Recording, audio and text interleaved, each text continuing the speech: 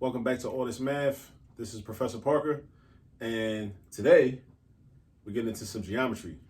And geometry is one of my favorite topics in mathematics, or I should say my favorite subtopics or disciplines within mathematics, right? We're going to find the area of this shape right here, and this is a trapezoid. It's a trapezoid, all right?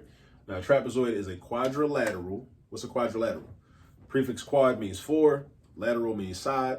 So a quadrilateral is a shape that has four sides, or a polygon that has four sides. And a trapezoid is a particular type of quadrilateral. It's a quadrilateral that has one pair of parallel sides and one pair of sides that are not parallel. So one pair of parallel sides and one pair of sides that are not parallel. All right. So as you can tell from this drawing, this rough sketch that I did, right? This side and this side, or the bottom and the top, these are the two bases. You got base one and you got base two, right? And then this over here is like the height. If you think about it, a trapezoid is nothing but a stretched out triangle. That's what a trapezoid is. If you think about the formula for the area of a triangle, it's 1/2 times the base, which is horizontal, times the height, which is vertical. All right, now a trapezoid has two bases. So what you have to do is you have to add the length of the first base to the length of the second base. Whereas in a triangle, you only got one base, so you don't got to add a base to another base because it's only one base anyway. But what happens with a trapezoid is, imagine like this was a triangle, right? This piece over here, which it is, and imagine it gets stretched out like this. All right? So now it's like,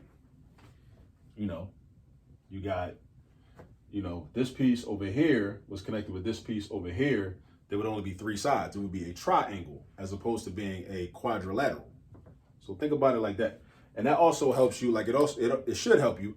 It always helped me to memorize what the formula for the area of a trapezoid was. Once I recognized the connection between a trapezoid and a triangle, then I was like, oh, okay, so basically it's just the same. The formula for the area of a trapezoid is the same, almost the same as the formula for the area of a triangle.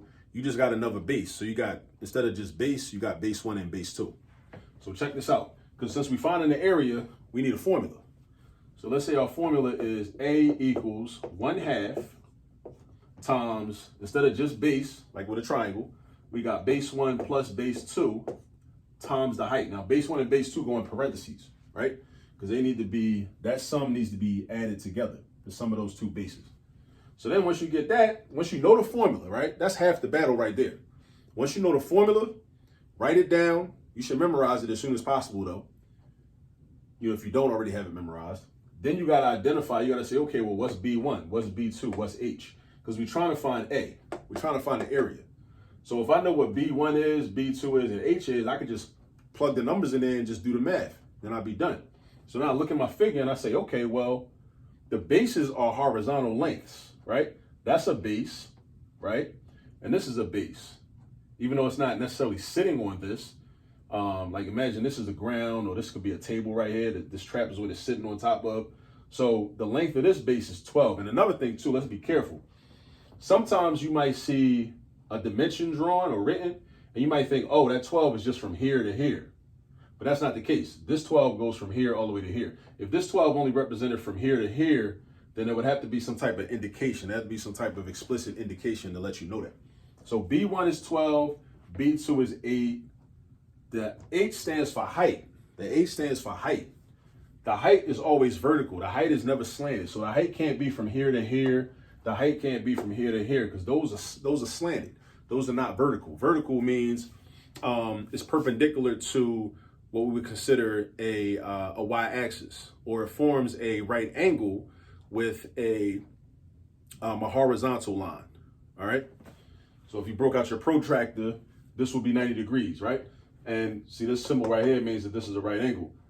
So this is a vertical line right here. So let's do this. So let's plug all our numbers in. So we got 1/2.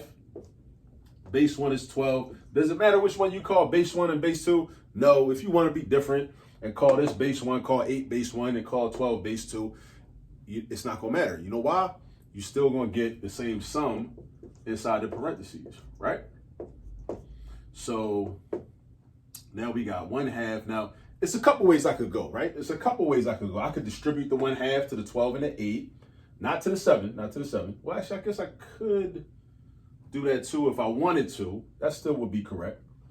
But what I'm gonna do is I'm gonna just follow order of operations. I'm gonna just add up what's in the parentheses, my 12 and my 8, put them together, I get 20. Just like I told you, like it don't matter which one is B1 and B2 because I got 12 plus 8 right here. If I had 8 plus 12, I'm still gonna get 20.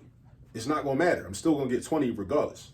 So I got 1/2 times 20 times 7.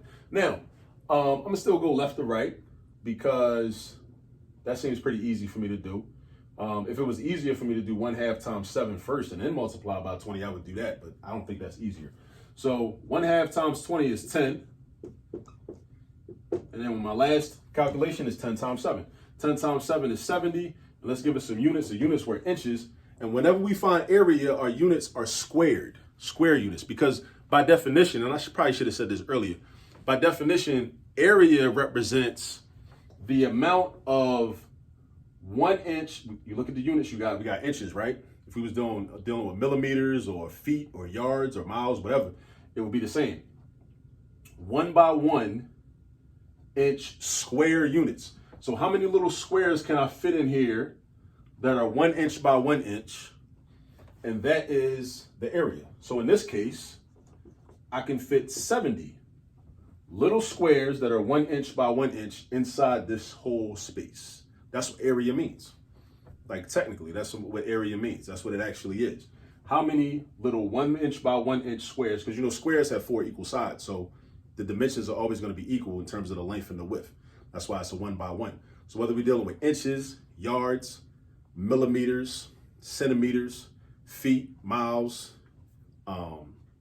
any type of measurement of length, how many 1 by 1 squares, 1 unit by 1 unit squares can fit inside of that space?